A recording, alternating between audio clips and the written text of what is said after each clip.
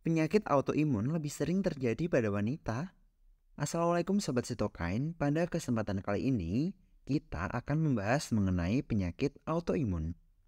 Penyakit autoimun terjadi ketika sistem kekebalan tubuh kita yang seharusnya melindungi tubuh dari infeksi dan penyakit malah menyerang jaringan sehat yang ada dalam tubuh kita sendiri.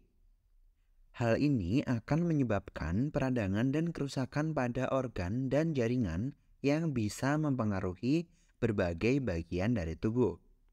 Terdapat lebih dari 80 jenis penyakit autoimun yang telah diidentifikasi, termasuk lupus, rheumatoid arthritis, multiple sclerosis, dan penyakit tiroid autoimun. Gejala dari penyakit autoimun bervariasi tergantung pada jenisnya. Namun, beberapa gejala umum seperti kelelahan, nyeri sendi, rom kulit, masalah pencernaan, dan gangguan dari sistem saraf. Nah, setelah ini kita akan membahas mulai dari etiologi, patogenesis, dan tata laksana. Meskipun penyebab pasti penyakit autoimun belum sepenuhnya dipahami, faktor-faktor genetik, lingkungan, jenis kelamin, dan hormon diyakini berperan dalam penyakit autoimun. Menurut observasi epidemiologi, penyakit autoimun lebih sering terjadi pada perempuan dibandingkan laki-laki. Sebagian besar penyakit autoimun memiliki puncak onset pada masa reproduktif dengan estrogen sebagai faktor pencetusnya menurut beberapa bukti klinis. Salah satu contohnya adalah insidensi dari penyakit LES pada wanita pasca pubertas 9 kali lebih tinggi daripada pria.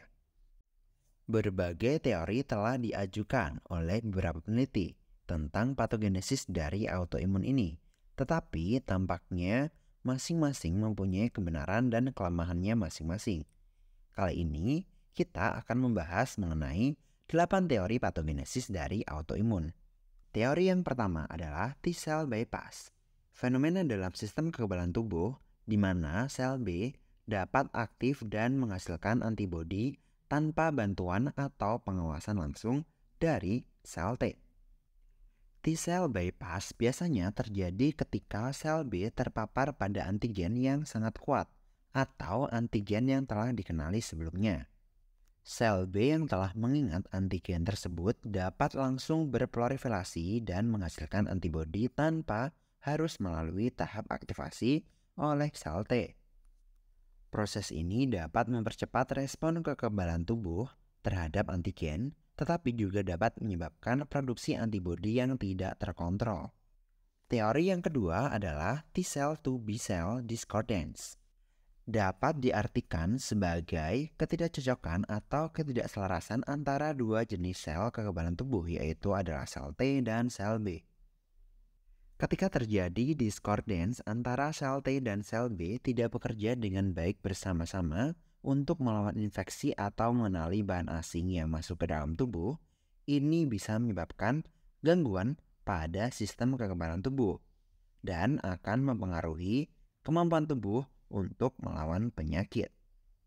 Teori yang ketiga, aberrant B-cell receptor mediated feedback, atau umpan balik reseptor sel B yang tidak wajar adalah suatu fenomena yang terjadi dalam sistem kekebalan tubuh, di mana sel B yang seharusnya mati atau mengalami apoptosis setelah aktivasi, tetapi malah tetap hidup dan terus berkembang biak.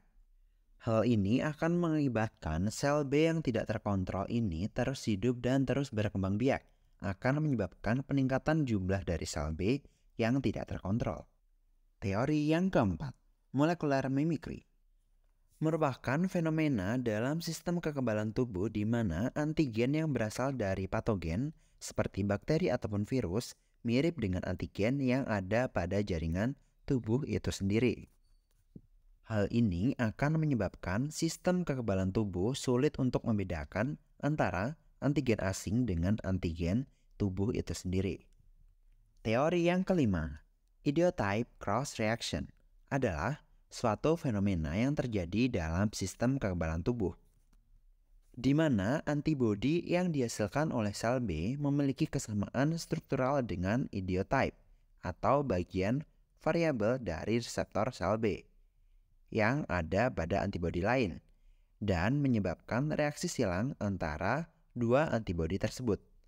Hal ini akan berakibat pada produksi antibodi yang tidak tepat.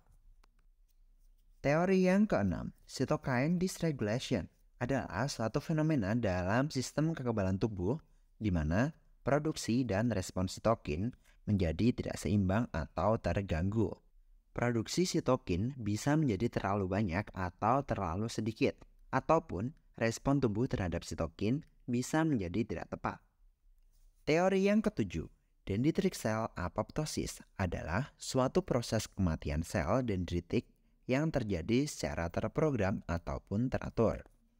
Jika sel dendritik tidak mengalami apoptosis dengan benar, dapat menyebabkan masalah dalam sistem kekebalan tubuh, seperti respon kekebalan yang berlebihan ataupun kurang. Teori yang kedelapan, epitope modification, adalah suatu proses perubahan atau pengubahan pada struktur epitope, yaitu bagian dari antigen yang dikenali oleh sistem kekebalan tubuh. Modifikasi epitope dapat menyebabkan perubahan dalam respon kekebalan tubuh terhadap antigen. Bisa menjadi lebih peka atau justru kurang responsif terhadap antigen. Selanjutnya, tata laksana yang dapat diberikan untuk menangani penyakit autoimun antara lain adalah obat golongan non-steroid anti-inflammatory drugs atau NSAID, seperti ibuprofen untuk mengatasi nyeri dan demam, antiinflamasi seperti kortikosteroid untuk menghambat perkembangan inflamasi dan memelihara fungsi tubuh, serta obat imunosupresan seperti infliximab untuk menghambat aktivitas dari sistem tubuh. Demikianlah informasi singkat tentang penyakit autoimun. Terima kasih telah menonton video ini. Jangan lupa untuk subscribe channel kami dan sampai jumpa di video selanjutnya. Wassalamualaikum warahmatullahi wabarakatuh.